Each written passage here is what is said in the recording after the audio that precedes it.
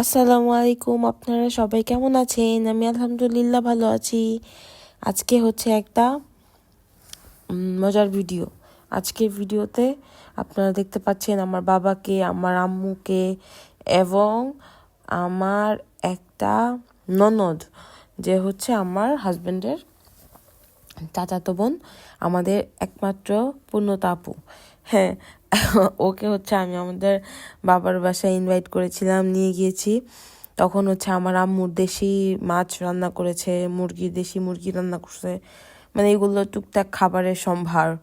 তারপরে আমার ননদকে নিয়ে আমি অনেক দূরে দূরে ঘোরাঘুরি করেছি। আজকে তো মাত্র ডে 1।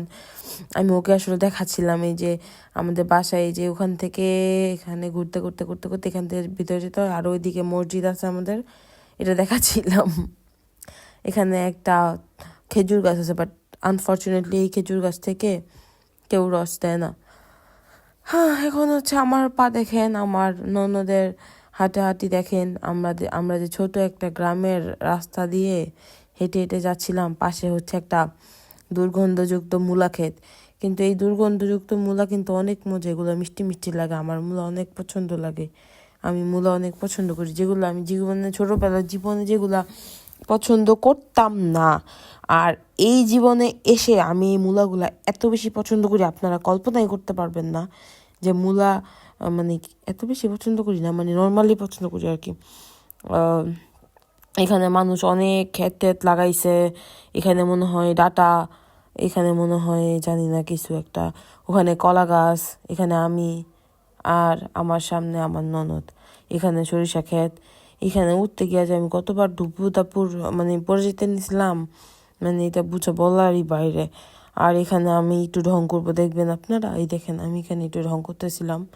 মানুষ সবাই শুধু বলতেছে যে আমি কেন এখন আবার বেশি মোটা হয়ে যাচ্ছে, এখন আমি কি মোটা হইলে গেলে কি বলতে পারবো? আমার মোটা হইতে ভালো লাগে, এই জন্য আমি মোটা হই। তাহলে কি আপনাদের কি সমস্যা? আমি কি আপনাদের বাসায় যেয়ে থাকি? আমি তো আমার বাসায় যেয়ে থাকি, হোয়াটএভার। এখানে একটা পিচ্ছি লাফ দিয়েছে। পরে আমরা আমাদের এইখান থেকে ঘুরতে ঘুরতে একটা রাস্তা দিয়ে, চিপা চাপা গলির রাস্তা দিয়ে আমাদের মসজিদের এখান দিয়ে হেঁটে হেঁটে চলে আসছি আমাদের এই সাতপাইকা প্রাথমিক বিদ্যালয়ের এখানে, স্কুলের এখানে মেন রাস্তা। এখান থেকে রিক্সা নিয়ে অনেক দূরে দূরে ঘুরতে যাওয়া যায়, গড়বাড়ি বাজার যাওয়া যায়। তারপর আমাদের একটা পরিচিত রিক্সা, ওনাকে এই চাচুরে বলছি আমাদেরকে নিয়ে দিয়ে আসেন, আমরা গড়বাড়ি একটু, যেহেতু আমার ননদ এসেছে, যদিও আমরা খাওয়া দাওয়া করেই আসছি একটু আগে, কিন্তু হাঁটাহাঁটি করছি, তো ননদকে আবার সন্ধ্যায় হচ্ছে একটু ফুচকা বা হচ্ছে আমাদের এখানে হালিম বিক্রি করে, ওগুলোকে না খাওয়ালে কেমন দেখায় না, সে আসছে বেড়াতে। তারপরে সে আর আমি এখানে গ্রামের আঁকা বাঁকা মেঠো পথ থেকে এখানে রিক্সা দিয়ে ঘুরে ঘুরে যাচ্ছিলাম, আর ওর সাথে আমি গল্প করতেছিলাম যে নেক্সট প্ল্যান কি করা যায়। যেখানে আমি একটু ভিডিও করতে করতে যাচ্ছিলাম, কিন্তু বাড়িতে অনেক শীত ছিল, বাড়িতে অনেক ঠান্ডা লাগে। তারপরে আমরা হচ্ছে মঞ্জু হালিম এবং চটপটি হাউসে গিয়ে বসেছি। পুরাই ভাইবস, গ্রামীণ ভাইবস। ওনার হালিমটা অনেক সুন্দর, মানে অনেক মজা ছিল। কিন্তু আমি লাইফে ফার্স্ট টাইম হালিমের উপরে ফুচকা ক্র্যাশ করে দিছে, এটা দেখলাম।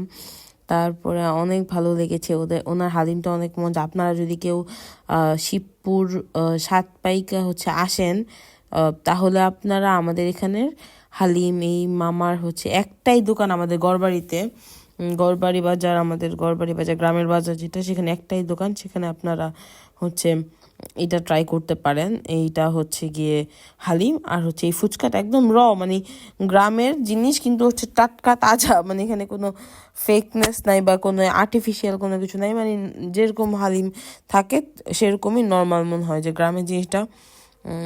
অনেক মজা ছিল। তারপর আমরা অনেক গল্প টল্প করছি ওখানে বসে বসে, ওরে একটু দেখাইলাম যে গ্রাম কেমন হয়। তারপর হাঁটতে হাঁটতে ওই রিক্সার কাছে যাওয়ার সময় দেখি এত সুন্দর একটা মাটির জিনিসপত্র বিক্রি করতেছিল একটা দোকানের মধ্যে একটা আঙ্কেল। ওখানে গিয়ে আমার অনেক কিছু পছন্দ হয়েছে। তারপর আমি এখান থেকে একটা পরে এসে এটা জানি, এটা হচ্ছে মোমবাতি রাখার মধ্যে, এটা অনেক সুন্দর একটা জিনিস, পরে আমি আবার একটু ভয় পাচ্ছিলাম যদি পড়ে যায়। তারপরে এগুলো দেখে এখানে সুন্দর সুন্দর আমার মাটি জিনিসের প্রতি খুব একটা লোভ।